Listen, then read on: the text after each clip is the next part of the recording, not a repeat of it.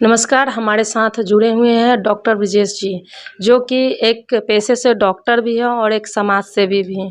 तो सर राजनीतिक में आने का क्या उद्देश्य है आपका? आप ही लोग कहती रहती हैं कि अच्छे लोग राजनीति में आते नहीं हैं। यही सोचकर हमने मन बनाया कि राजनीति में जाया जाए। बहुत कब तक आप लोग अपराधी छवि के लोगों को राजनीति में देखते रहिएगा। कुछ तो अच्छे लोग आवें, और अच्छे लोग हैं, ऐसा नहीं है। एक परसेप्शन क्रिएट हो गया है। वाकई बहुत अच्छे लोग राजनीति में हैं, राजनीति से जुड़े हुए हैं। अटल जी से लेकर अभी हमारे माननीय प्रधानमंत्री जी हैं, सबकी स्वच्छ छवि है। अब कुछ एक दो लोग हैं तो उसकी वजह से राजनीति बदनाम हो जाती है। वाकई सब अच्छे लोग हैं, और उसी कड़ी में मैंने भी सोचा कि देश सेवा का इससे बड़ा माध्यम कोई हो नहीं सकता। तो अगर आपको सेवा करनी है तो इस क्षेत्र में उतरनी ही पड़ेगी। अपने हॉस्पिटल के माध्यम से तो मैं सेवा कर ही रहा हूँ, लेकिन अब मैंने सोचा कि राजनीति में भी आकर कुछ लोगों की मदद की जाए, क्योंकि उसमें थोड़ा बृहत हो जाता है। अच्छे बड़े पैमाने पर आप लोगों की मदद कर सकते हैं।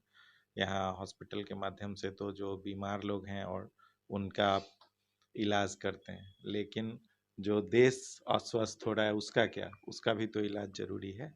तो इसके लिए राजनीति के क्षेत्र में उतरना जरूरी था। दूसरी बात बता दूं कि मैं हॉस्पिटल मैनेजमेंट देखता हूँ, डॉक्टर सब बाहर से आते हैं। तो ये भी एक चीज़ है जो मैं क्लियर करना चाहता था जी। सर आपके हॉस्पिटल का क्या नाम हुआ? ये परासर हॉस्पिटल है। परासर हॉस्पिटल खादी भंडार चौक पे है। और हम लोगों के पास सारी सुविधाएं हैं। आईसीयू है, एनआईसीयू है, पीआईसीयू है, ऑर्थो है, गायनिक है, डेंटल यूनिट है, आई यूनिट है। तो हम लोग, और गरीबों की हम लोग मुफ्त यहाँ चिकित्सा भी करते हैं। अभी कल ही एक जगह मैं एक प्रोग्राम में था, वहाँ भी मैंने कहा कि जो बच्चे हैं उनका मुफ्त हम लोग इलाज करेंगे। फिर जो विकलांग हैं उनका भी यहाँ मुफ्त इलाज होता है। जो विधवाएं हैं उनका सालों भर हम लोग मुफ्त मोतियाबिंद का ऑपरेशन करते हैं। तो गरीबों के लिए, जो निःशक्त लोग हैं, जो विधवाएं हैं, सबके लिए हम लोग निःशुल्क एम्बुलेंस भी प्रोवाइड करते हैं। तो ये तो एक सेवा का माध्यम है, कर ही रहे हैं। लेकिन इससे बढ़कर आगे अगर कुछ करना है तो राजनीति में आना जरूरी था। यही सोचकर हमने राजनीति में कदम रखा है। अभी के चुनाव को लेकर के क्या कहना है आपका? देखिए, अभी जो चुनाव हो रहा है, ये नीतीश जी के अहंकार की बलि चुनाव चढ़ जाएगा। ये इसमें कुछ नहीं होने वाला है।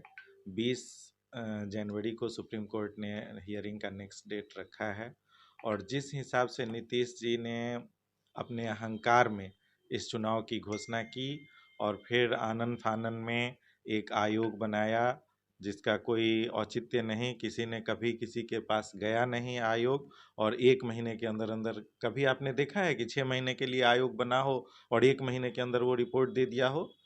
तो जिसका कार्यकाल 6 महीने होता है, 2-3 एक्सटेंशन के बाद ही काम पूरा होता है।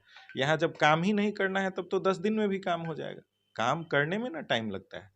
जब घर में बैठ के और टेबल ड्राइंग रूम में और टेबल पर बैठ के आपको रिपोर्ट तैयार कर देनी हो, फेक रिपोर्ट, तो वो 1 दिन में तैयार हो जाएगा।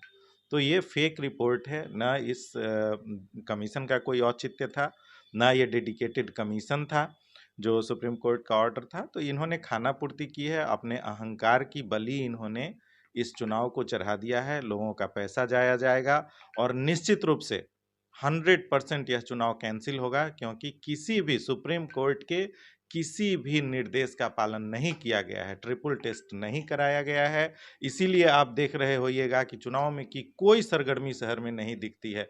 कोई प्रत्याशी कोई पैसा खर्च करना नहीं चाहता, एनर्जी खर्च नहीं करना चाहता, क्योंकि सबों को पता है कि यह चुनाव निश्चित रूप से